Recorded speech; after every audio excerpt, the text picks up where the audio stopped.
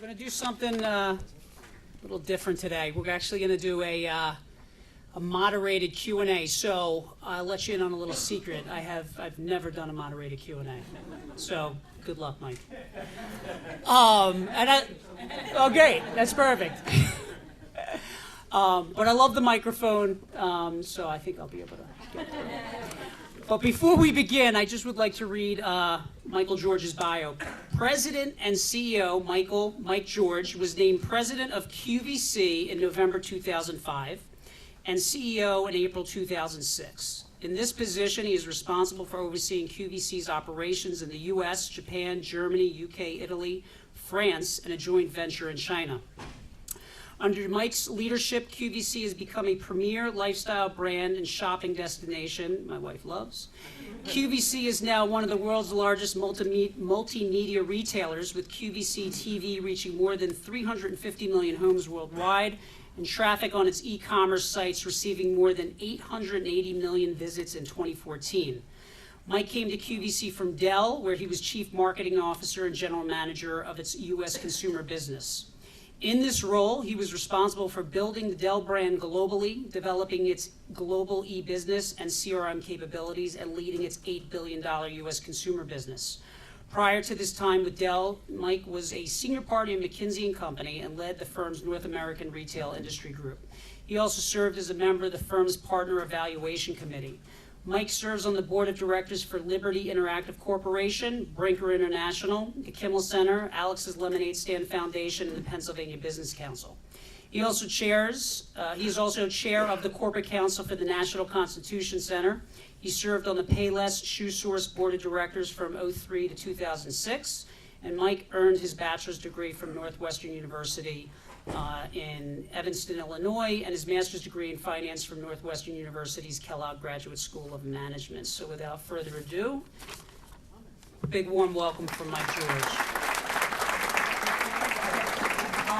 Before we dive into all the great things that you guys are doing at QVC,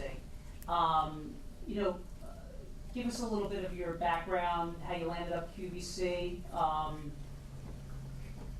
What did you want to be when you were a kid? Did you aspire to CEO status at any point in your career? How did that happen? I'd love to hear that background. So as a kid, I wanted to be an Apollo astronaut. So I was wide of that mark. Had no aspiration to be in business, and certainly not to be a CEO. Grew up in the Northwest, Montana and Washington, and a family of carpenters and wheat farmers and butchers and so I never knew anyone in business, never had any aspiration to be in business. But it was clear after a few summers working with my dad in construction that if I was dependent on my hand-eye coordination and strength and other things to be successful in life, I would be probably starved to death, actually. So we all agreed that I needed to get an education and find some other way to earn a living. And went from there. I mean, I went to Northwestern University, went to business school after that. Really, again, with no really clear purpose. So I can't say that I had a really purposeful career plan. But I ended up at McKinsey, which was a really amazing experience for me. It's a wonderful organization, wonderful firm. And for me, it was sort of this step to try to figure out what to do in life. It just felt like this was an interesting organization that served companies and solved tough problems. And if I was fortunate enough for them to select me, I could be there for a year or two and hopefully do okay and kind of go on from there. Ended up spending 16 years at McKinsey, which is a very long time in consulting, but an amazing experience. Just feeling like you're really, it's easy to make jokes about the consulting profession, but I think it can be a really noble profession where you really aspire to serve companies and to help the people you work with be more successful and to solve interesting problems. And so I had the great fortune of doing that and kind of stumbled into retailing as part of McKinsey. Just happened to be assigned to retail clients and found that I really loved retailing. I really loved the pace and the energy of retailing and to be able to serve customers and kind of see your results every day and the energy that's associated with that. So great career at McKinsey, and then at some point just decided that I'd kind of done that and done everything I could do at McKinsey, and started to look around and got a call from Dell, and joined Dell actually initially as Michael Dell's executive assistant. Because again, I had, again, this would be my first job in industry. I had, my kids thought it was quite amusing that I would go to a computer company since I was unable to use a computer at that time. And so Michael just said, look, I don't know what you could do at Dell, but why don't you come in and be my assistant and learn the business that way? And that's just an extraordinary experience. A brilliant person who has never stopped being curious and challenging and trying to learn something new and make a difference. So I had a chance to work with Michael and a really fabulous team at Dell was a great treat. And out of that came this opportunity at QVC. And my initial reaction when I was approached about the opportunity at QVC was, that feels like a kind of an old concept, even 10 years ago. Isn't kind of TV shopping a thing of the past? And I'm not sure that's for me. And I got past my initial skepticism and did a little bit of education on QVC, and absolutely fell in love with the platform and what its potential was. And it's been a great 10-year run, and we've been doing some fun things. I've been fortunate. It's awesome. So, I think something that's always on a lot of our minds, mine in particular, just speaking with the members, what do you attribute your success to over the course of the years? What do you attribute to? For me, I think it's probably been a couple of things. I think at every stage of my career, I felt like I was woefully on up to the task, and lucky to be where I was, but not nearly as qualified and capable as the people around me. I think that always motivated me to do what at least I could do, which is to work harder than everyone else. And I would say work-life balance has been an occasional challenge for me, but we try to pay attention to it. But I think just showing up every day, trying to make a difference, trying to add value, trying to serve your managers and your customers or clients, and just kind of mindset of, show up, work harder than the next guy, and have an orientation to serve, and not actually worry too much about your career or how you're getting ahead, but just try to make a difference. And I think that for me has worked. And I've been fortunate that people have taken care of me and given me opportunities. And I think that coupled with just a desire to stay curious and to try to stay being a learner. I always have to remind myself of and challenge myself as to whether I'm still learning. But I'm always amazed at people who kind of get to a certain stage and they sort of stop. They sort of lose that capacity to learn. They kind of feel like they know the answers, they know what's needed, and they shut themselves off from new insights. And so I think try to be a learner. I think McKinsey teaches you how to be a structured learner, and I think I was able to apply that to a couple of very different industries that I didn't know a lot about going into those opportunities, and try to stay curious. Mm-hmm. In terms of being a learner and surrounding yourself around smarter people, mentoring, did you have a mentor, and what did that look like, and how did they impact you?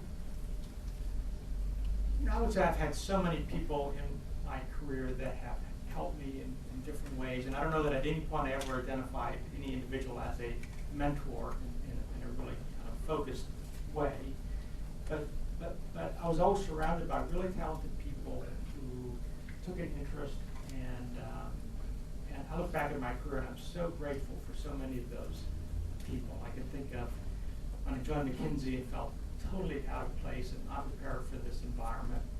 And there was a guy named Mike Murray who was the managing partner of the Chicago office, which is where I joined McKinsey. And she's from Boston originally, Irish Catholic, tough, challenging, demanding kind of guy, absolutely brilliant. And he just gave me opportunities, and he believed in me for whatever reason. And I still think about this sort of date in my mind that I've always looked at as this moment in my life that really kind of set a path. It was October 7th, 1986, to really date myself. And I was working with Mike on my first project with him. I've been at McKinsey about a year, and we were serving a company called May Department Stores.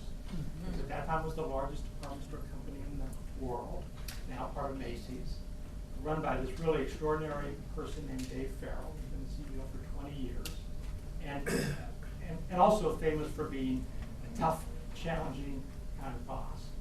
And Mike and Dave got along very well. And Mike, we were doing our first big presentation. And it was a little bit controversial. We had some challenging points of view in that presentation. And Mike insisted that I come to the meeting, go to the boardroom, and present this work to the CEO. And everyone at May tried to counsel against that.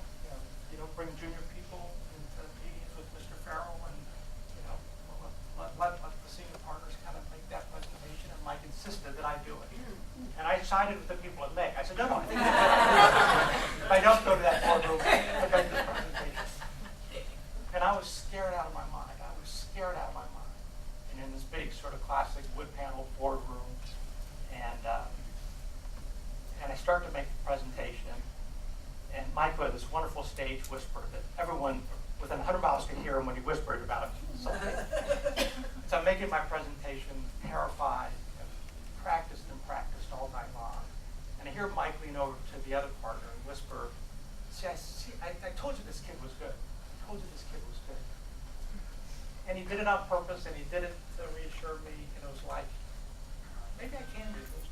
Maybe I'm not out of place here. But there are people like that. And Mike has been a lifelong friend. And then Dave Farrell, this very challenging CEO, who also I view as a mentor and someone who I worked with for 15 years on different consulting projects, and served as a reference when I joined QVC, and I still talk to today. And I could go on and on. I mean, I've always felt like I've been so fortunate to be around people who take an interest and want to help folks succeed. And whenever I tell those stories, I try to think about whether I'm living up to the example you set. And if I'm a mentor, and if people would look to me as someone who's helped them out in their career. And I hope that there are people who would. I think there are. But I always feel like I don't quite live up to that. So it's something I try to pay attention to and not use excuses of all the things that are going on, but really try to take time for people. It's made a big difference. You try and pass that down to your executive team, talk about mentoring, how to develop people within the organization. Is that a big part of what you guys do?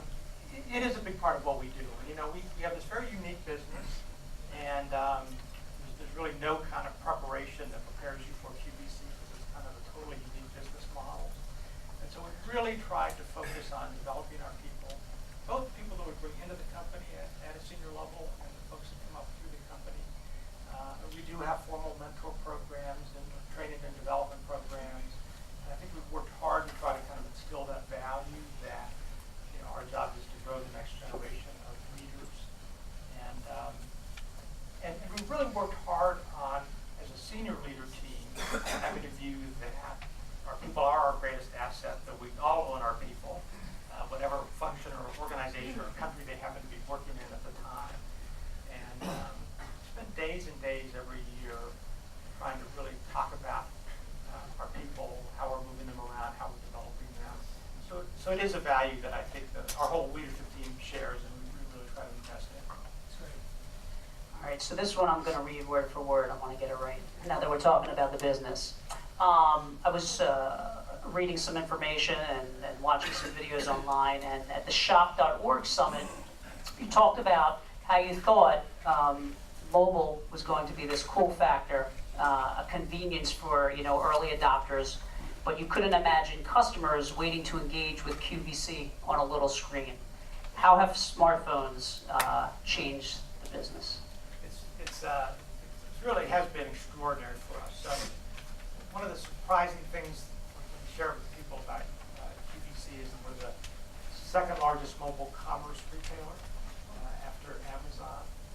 And so for a business that's been around 30 years, that has obviously been focused on the sort of this live TV experience, how to transport the QVC experience to a 4-inch screen has been an interesting challenge. But our customers have clearly taught us that that's how they want to engage in the world. As we all know, we live on our smartphones. And And so we have been, I would say, stumbling around trying to kind of figure out the right path in mobile for, probably 4 or 5 years. But I think in the last 2 or 3 years, our team has just done an extraordinary job. Initially building out our whole e-commerce suite, but in the last few years, really building this leadership presence in mobile. And I think part of what works at QVC is we really just try to listen to the customer and observe her behavior and be willing to try things and to let them fail and to let the customer teach us what she wants and to adjust on the fly. And I think out of that has come this mobile strategy that I don't think any of us would have had the foresight to kind of divine on our own, but the customer has taught us what she wants. And so what we've learned is that it's not that mobile is about a lot of things. There are a lot of different ways people use their smartphones. There are a lot of different kinds of experiences they want to have as it relates to QVC. And we've tried to design web experiences, app experiences that are really targeted to what that customer wants to experience. So for example, she may be watching the TV show and just want to buy the item on air in a really seamless and frictionless way. And so in 10 seconds,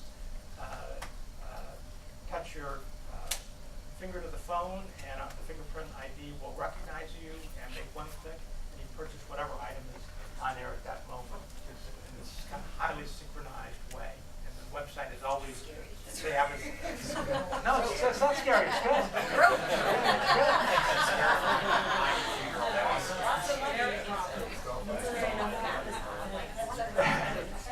Definitely, everyone should give it a try. Especially over the next 10 days. That's right. But that's sort of one use case, which is I'm inspired by what you're doing on TV. Now I just want to be able to order in a really frictionless way. And so 20 years ago, that meant calling a customer service representative, and we still have this amazing team of customer service representatives who take those phone calls and create great experiences for our customers. But it could also mean the sort of one-touch ordering on your smartphone. Very different kind of use case, but also involving the TV. Is I'm watching. I'm watching my favorite QVC program. Maybe it's In the Kitchen with David, which is a cooking program that runs at noon on Sunday for 20 plus years and has this huge audience that tunes in to see it. And while you're watching that show, you go to your special app on your iPad, and we will push all this original content to you in real time, synchronized with what's on the show. So we might be pushing recipes to you, additional details on the products you're looking at, kind of a social graph of what other people are saying about that product. Will allow you to participate in polls and commentary, and your comments might appear on the TV screen, and the feedback you give us might actually change how that show evolves over the course of the 3 hours that show is on air. So this very immersive, interactive experience. And so what used to be this sort of passive lean back, watch QVC TV experience, now all of a sudden becomes this rich value-added learning experience and engaging experience where the customer is kind of co-creating the show with us and co-creating her own experience. It's a really powerful, really interesting thing. And I could go on and on with other use cases for mobile. Certainly just the portability of mobile and being able to see a great high-definition live stream of QVC wherever in the world you are at any time is powerful. And the power of being able to shop those assortments.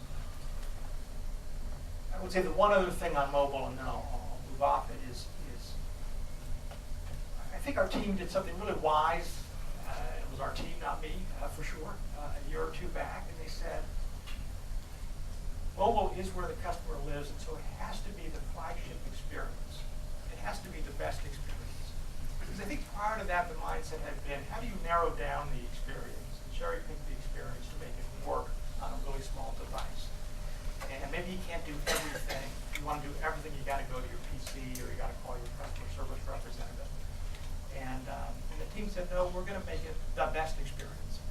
And it's actually going to be the flagship. And as soon as we reoriented our thinking in that way, reoriented our team's resources in that way, in the morning when we all kind of get to our desk, we would normally go to the QVC.com screen and decide if we liked how we were featuring our homepage that day. And we said, let's not do that. Let's actually go to the smartphone screen. Now let's critique the business through the smartphone, not the PC, because that's how people are living their lives today. That's been very powerful. It's made a big difference for us, and I think it's really helped to propel the growth and the kind of leadership we have today in mobile. So, with what you're doing, are other companies picking up on that, and how are they doing that? And are you collaborating with other organizations without giving away kind of the secret sauce to what you're doing? Because I see that becoming, I'm sure all of us, more and more, especially when you start to talk about millennials and how they want to engage. Well, a couple things. Your Twitter example is great. Social networks have totally transformed the ability of a brand to engage with its customer base.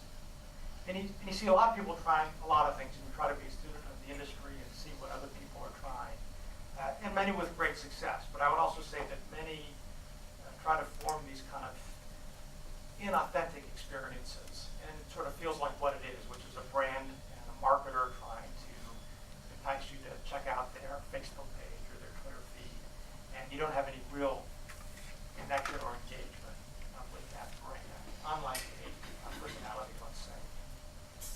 So we've been fortunate in that. You all right now? There's no kind of slick way to do that. I'm sorry. I now feel much more authoritative, but hovering over you. So, am I okay? Sorry, it's perfect. My legs are shorter. Lost my train of thought. The essence of the QVC brand has been true for 30 years is about authentic lifetime relationships with our customers. It's how we talk, it's how we think, it's how we gear the whole business model. And I could come back and talk at some point about our founder, Joe Siegel, an amazing person, and what he did to set us up for success 30 years ago. But it was all geared around this idea of, I don't really care if you buy from us tomorrow, but I want you to have a lifetime relationship with us. And everything I do has to be built around earning your trust. And at the form of that, in the core of a relationship is building a connection. And so in the old world, it was hosts and guests building that connection through, just someone kind of picking their favorite host and saying, I want to tune in, I really enjoy that person, and it's a way to pass an hour, and that's a fun, interesting person. And that's still true today.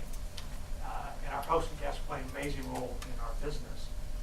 But now those hosts and guests and other personalities can now engage on Facebook and Pinterest and YouTube and Twitter and Snapchat and Instagram. Instagram has become our second biggest social network after Facebook. Because it's all about having a dialogue with the customer and engaging her on what her interests are, and again, just broadening this experience in a powerful way that's meaningful and relevant to the individual customer. So when you look even at the kind of hard data on that, what you find is that relative to most other brands, the way in which the QVC customer is engaging in those networks, not just that she follows us on Facebook, but that she actually engages with us on Facebook or on Instagram. And they're kind of off the chart numbers on engagement. And so social has been this really powerful way for us to take what was always core and intrinsic to our brand and just extend it in kind of new and interesting ways, and to make it more relevant for the next generation of consumers who, to your point, are kind of used to experiencing life that way. Yeah. So what does that look like when it comes to millennials and engaging them and bringing on those new consumers? So, a couple things. So we're always thinking about how to make sure our customer base is dynamic and growing over time. And we recognize that there is a kind of life stage to QVC, and while we serve customers of every age range, I would say kind of 35 to 65 is kind of the core age range that we serve. And so we start to see those millennials come in, kind of on the upper end of the millennial age range. They'll often join us for categories like beauty. Beauty has our kind of youngest average age of any product category. We've really tried to build a very powerful prestige beauty business. And it's an area that we think we can do it differently than traditional department stores. So part of it is engaging with that customer on the products she cares about and in the way she wants to be engaged, category like beauty. Part of it is engage with her on the kinds of devices that she's engaged with. So the average age of the new customer who joins QVC, 30% of all new customers join QVC using a smartphone. It's their first interaction with QVC.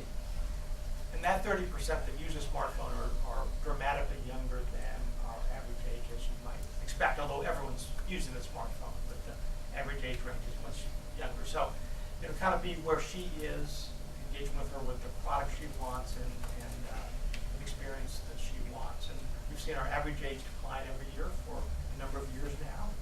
And as we kind of broaden the relevance of QVC through both product and devices and social to be relevant in each sort of generation of consumers. The other kind of interesting thing we've done recently to really speak to the millennial generation is we made our first really significant acquisition in our history, a company called Zulily. It's a really cool website. Get some fans, there you go. And it's an amazing company out in Seattle, started by two really terrific entrepreneurs, Mark Fadon and Daryl Cavins, who had started a company called Blue Nile, which is custom diamond rings. And then after that started Zulily. And Zulily was all about these two guys as young dads being dissatisfied with experiences purchasing children's products. The price points you pay for kids' apparel, which has a life cycle of about a week and a half. And sort of there has to be a better way. And so they started a company called Zulily, initially focused on serving millennial moms with young children for apparel and other products for kids. It's now expanded to be a real lifestyle brand, still targeted at millennial moms for the most part, but not exclusively, but with product for the whole family. A really unique business model. Their value proposition is to find really unique boutique brands so that you can kind of outfit your child or yourself in something that doesn't feel like it's in every JCPenney's or every Kohl's. It feels unique and different and special, and give you access to all these amazing mom and pop boutique vendors with really kind of cool and fun product, and to do it at extraordinary discounts, about half off the retail price, and to bring on 9,000 to 10,000 new items every single day. Wow. So every day at 6 a.m. Pacific time, 9 a.m. East Coast time, they send out an email with their 9,000 new items of the day to many, many millions of members. What's that? Yes. And it's a powerful thing to engage, bring great value to the customer, and that thing they do. So we love the fact that they are engaged with this millennial mom, trying to speak to what she cares about, with a model that's like our model about discovery. It's about, we want to present you with really cool ideas, have you discover stuff that you wouldn't normally find. We do it in very different ways, but that's core to both brands. Another really cool thing we loved about Zulily is the challenge of presenting 9,000 new items every day is how do you sort out what you want to look at or what you care about as a consumer. So there's this amazingly sophisticated personalization capability, so that of the many tens of millions emails that they send out every morning, everyone is different. Everyone is based on, if you've had any interaction with the site, browsing, visiting, buying, clicking, that email will be uniquely tailored to you. And they can predict with the sort of a cool parlor trick that they have, which is they invite visitors to learn about the company, and they, with their permission, of course, will click on their web address in their systems. Based on your address, if you're a shopper, Zulily, they'll be able to predict with high accuracy are, what your interests are, but just based on your behavior on the site. And so they can now present the site back to you in a way that's relevant to you. And that's, the consumer is looking for relevance. She's looking for, it's this plethora of retail choices she has, this kind of race to the bottom where everyone's trying to undercut everyone else on price, where if you go to certain large e-commerce retailers and they'll give you a listing of 10,000 toasters if you put a toaster in the search bar, but no curation, no insight as to what might be relevant for you. And so I think both Q and Sue were trying to speak to that customer, excite her with interesting products and discoveries, and do it in a way that creates relevance and interest. And how do you use technology along with talented personalities and curation and other ways to sort of make the experience relevant. And I think that's as important for the millennial customer as any other customer I face. Which makes me think, because you say a lot of shade, which, that's what I think about. I grew up, my mom's watching TV, and you see it's a very large female-driven audience. Where are the guys? Where's your fraternity coming in? The guys are always welcome. There are many, many products on QVC that you would enjoy. I'm confident. But we are about 85% of our customers are women. And even a lot of more male-oriented products are typically purchased by women. So we have just found that, said bluntly, and not to stereotype, but women are better shoppers than men. They're more engaged, they're more attuned, they're more interested, and we've never tried to be all things to all people. It's really like, let's figure out what we're good at, and let's focus on that and serve that customer and not try to get too fragmented. So I think we've kind of learned what we're good at. With that said, I didn't make many purchases on QVC, and you can too. No, I love that. And we know that women run the world, so that's what I tell my wife every day. All right. This was something interesting that I read, which is very unique. That you have your new executives who come on board do nothing for 6 months. No work.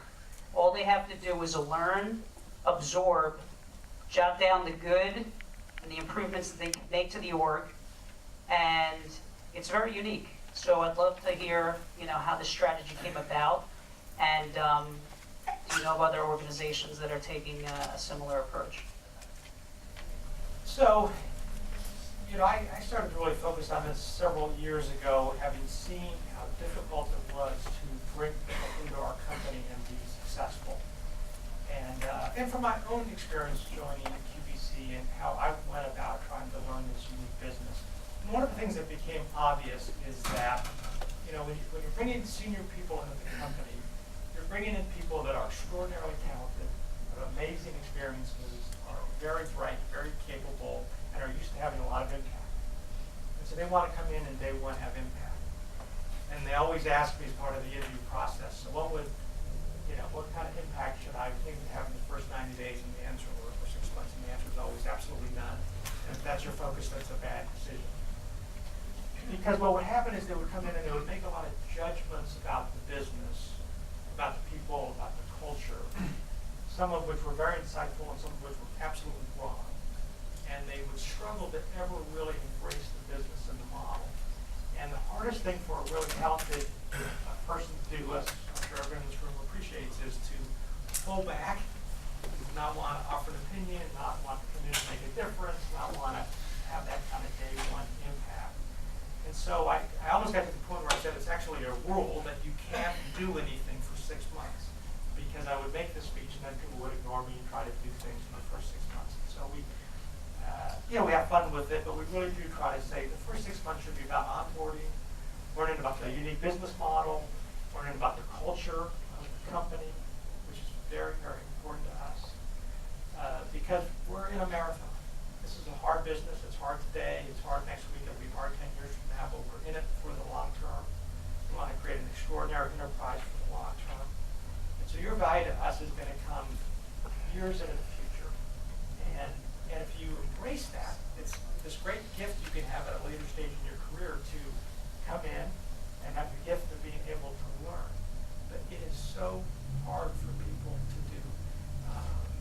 And I kind of tell folks, you know what you should do in the first 6 months is meet a lot of people, walk in a lot of people's shoes, learn about the company, and write down all your observations.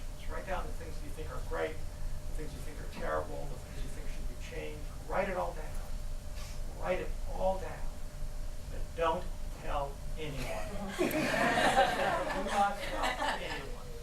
And then go look at your list in 6 months. And I said, I guarantee you what will be true of that list is the following. There'll be a few great insights where you can make a big difference to our company because you've come in with a fresh perspective. And there'll be a bunch of stuff where, yeah, we can change that and do it a different way, but it probably works fine, so why bother? And there'll be a whole long list of stuff that you said was dumb, crazy, we got to get rid of it. And it's actually the secret sauce. It's actually the secret sauce that makes the business work. But it's all counterintuitive. It's all different than what you would expect. And so I'm passionate about this theme of lifelong learning, structured learning, and when our executives kind of embrace that, they can do wonderful things and do wonderful things with our company. Thank you, and a round of applause.